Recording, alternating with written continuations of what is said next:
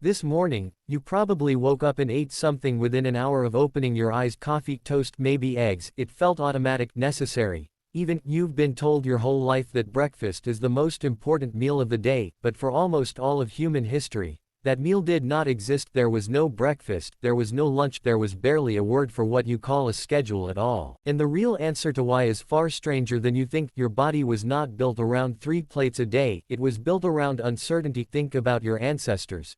Tens of thousands of years ago, they didn't wake up to an alarm, they woke up to light, cold air, hunger that had been building for hours, sometimes days. There was no refrigerator, no pantry, no guarantee that today would bring food at all, and yet their bodies functioned, thought clearly, ran, climbed, hunted. How? The anthropologist Herman Pontzer spent years studying the Hadza, a hunter-gatherer community in Tanzania whose way of life closely mirrors that of early humans. What he found upended a lot of assumptions. The Hadza don't eat on a fixed schedule. They eat when food is found, sometimes once a day, sometimes not until well into the afternoon. Their bodies aren't struggling to adapt to this, they're thriving in it. Pontzer's research suggested something important. Your metabolism didn't evolve to expect regular meals, it evolved to expect irregularity, and to handle it well. That changes the whole story. Modern breakfast, the version you know, is not ancient, it's not even old. Historians trace the cultural obsession with a big morning meal to a much more recent moment, tied to industrialization, to factory schedules, to marketing campaigns in the 20th century that turned eggs and cereal into a symbol of productivity. Before that, eating patterns were far more fluid, shaped by seasons, by daylight, by whatever the land provided. Your great-great-grandparents likely ate very differently depending on the time of year, so if your ancestors weren't eating breakfast, what were they doing instead? Waiting, working, watching the sky. Here's where it gets stranger. Historian Roger Eckerch spent years digging through old court records, diaries, and medical texts from pre-industrial Europe. He found something almost nobody talks about today. People used to sleep in 2 separate blocks through the night, with an hour or 2 of quiet wakefulness in between. No electric light meant no reason to stay up late,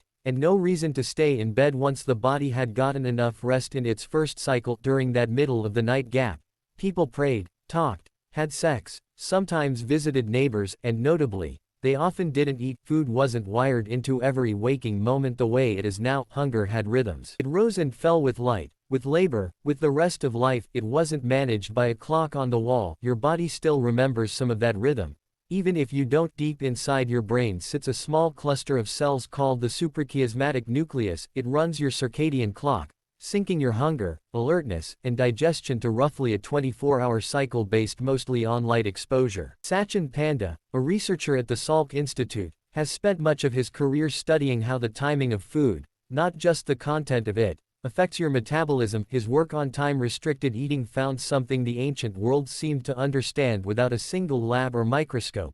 Your body processes food differently depending on when you eat it, not only what you eat. Late-night meals, spread out grazing throughout the day, breakfast eaten before your body is even fully awake. All of it can work against systems that evolved expecting long stretches without food, which raises an uncomfortable question. What if the modern habit of eating constantly, snacking through the day, refueling every few hours just in case, isn't nourishing your body so much as confusing it? Your ancestors didn't have 3 meals because 3 meals wasn't an option. Food scarcity was the default setting of human life for nearly all of it. Feast, when it happened, mattered because it was rare. A large kill, a good harvest, a lucky day meant eating heavily and then going without for a stretch afterward. Your body's insulin response, fat storage, even your sense of taste evolved inside that boom and bust pattern, not inside a pattern of steady, scheduled abundance. Somewhere in your gut and your brain, cellular systems can still detect the difference between real hunger and habitual hunger. Real hunger is a signal your body needed for survival. Habitual hunger is something else. It's a learned response, wired in by years of eating at the same times whether or not your body actually needed fuel. Ring a bell at 7 a.m. every day for years, and your stomach will start growling at 7 a.m. whether or not you're truly depleted. That's not biology demanding food, that's a pattern your body picked up from repetition. So why does the idea of breakfast as essential feel so deeply true to you? Because for the last 100 years or so,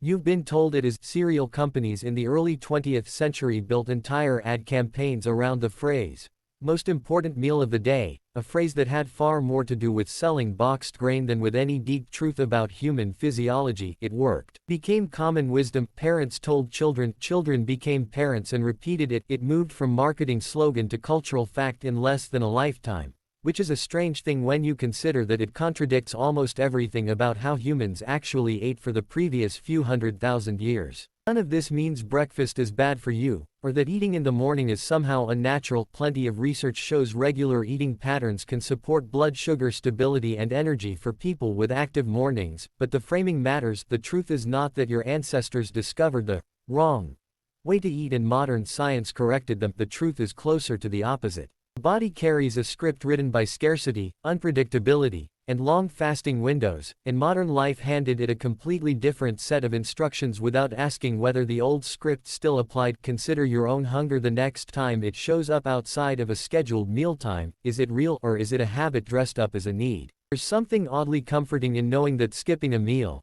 going a little longer without food, feeling hungry and simply sitting with it for a while, isn't some modern deprivation. It's closer to your factory setting. Your ancestors didn't fear that feeling. They lived inside it, day after day, for generation after generation, and their bodies adapted so well to it that some of that adaptation is still sitting quietly in your cells right now, waiting to be used the way it was designed for. Your relationship with food has been rewritten more times than you realize. Written by agriculture, which for the first time gave humans a semi-reliable food supply and slowly shifted eating from opportunistic to scheduled. Rewritten again by industrialization, which imposed clock time onto biological time and turned meals into breaks between shifts, and rewritten once more by advertising, which took a scheduling convenience and dressed it up as a biological requirement. Each rewrite pulled you further from the rhythm your body actually evolved inside. None of this is an argument to abandon breakfast forever or to chase some extreme version of ancient eating you saw online. It's something quieter than that. It's a reminder that a lot of what feels like an unbreakable rule of the body is actually a fairly recent habit wearing the costume of biology.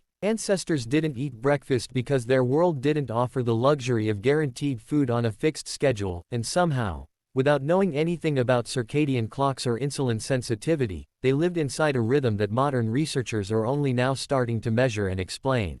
Tomorrow morning, when you reach for that plate out of habit rather than hunger, it might be worth pausing for just a second, not to skip the meal necessarily, but to ask where that pull is really coming from: a body that needs fuel, or a clock that was handed to you by someone selling cereal. This morning, you probably ate something within an hour of waking up. Not because your body demanded it, but because 100 years of habit told you it should.